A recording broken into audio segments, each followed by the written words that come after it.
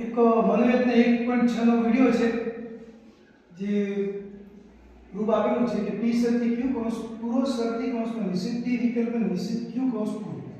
સૌથી પહેલા શું કરવાનું? સાદા બીજા નક્કી કરવાના. કેટલા આપેલા સાદા વિધાન તો બે. એક p છે બીજો છે q. તો પહેલા આપણે લખવાનું p એના પછી લખવાનું q. હવે આના પછી ગૌણ સ્તંભ રચના થાય. ગૌણ સ્તંભ રચના કારકના આધારે કેટલા કારક છે તો 1 2 3 4 અને 5.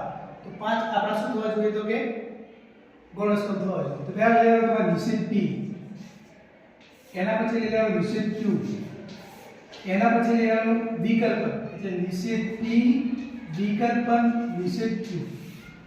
બરાબર. આના પછી લઈ લેવાનું p શરતી q, p શરતી q.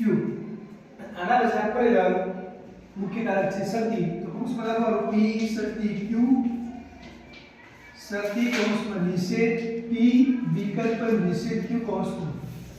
આટલી તમારે પ્રોસેસ કરવાની. એના પછી હરોળો નક્કી કરવાનો.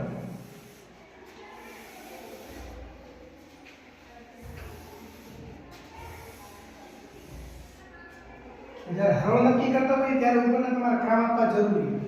તેમાં નંબર પહેલા એક નંબર આપવાનો, પછી 2 3 4 5 6 અને 7.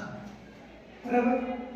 હવે જો બે સાદા વિધાન આવતા હોય તો હરોળ કેટલી આવે તો 4. તો તમારે 4 હરોળ મળે.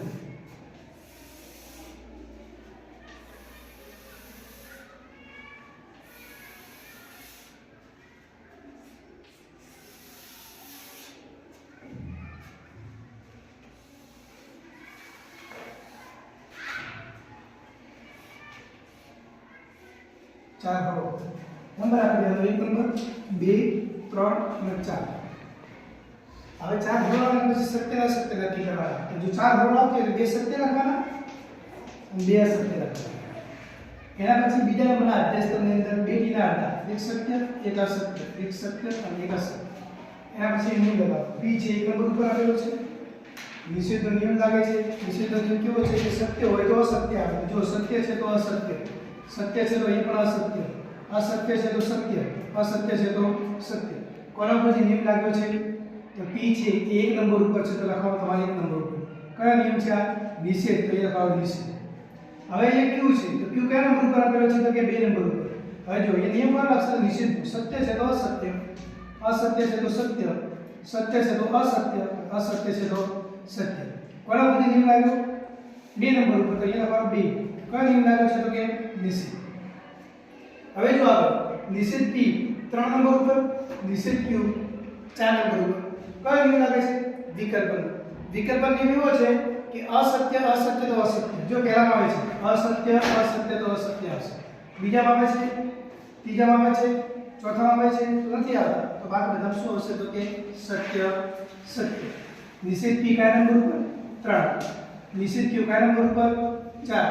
કયો નિયમ લાગ્યો છે તો કે વિકલ્પ. હવે જો p શરતી q, p શરતી q આપેલો છે. જો p છે તો 1 નંબર ઉપર, q છે તો 2 નંબર ઉપર. કયો નિયમ લાગે છે? સત્યનો. સત્ય નિયમ એવો છે કે સત્ય અસત્ય તો અસત્ય. પહેલામાં આવે છે ના, બીજામાં આવે છે. જો સત્ય અસત્ય તો અસત્ય.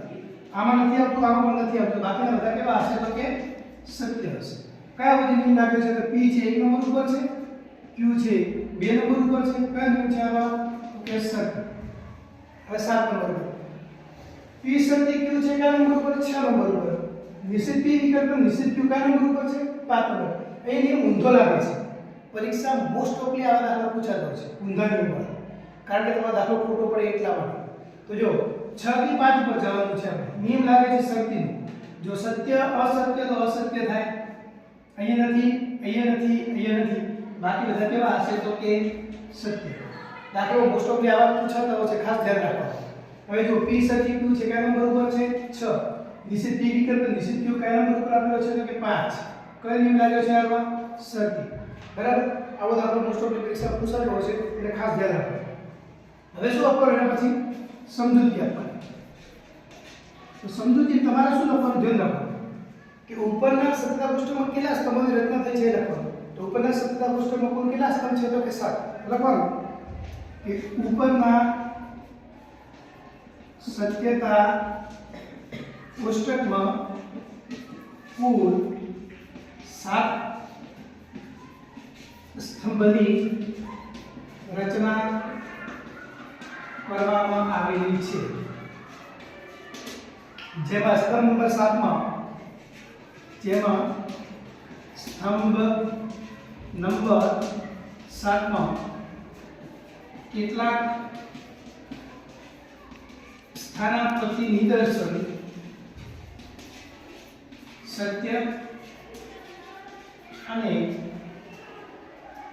કેટલાક સ્થાનાપતિ નિદર્શન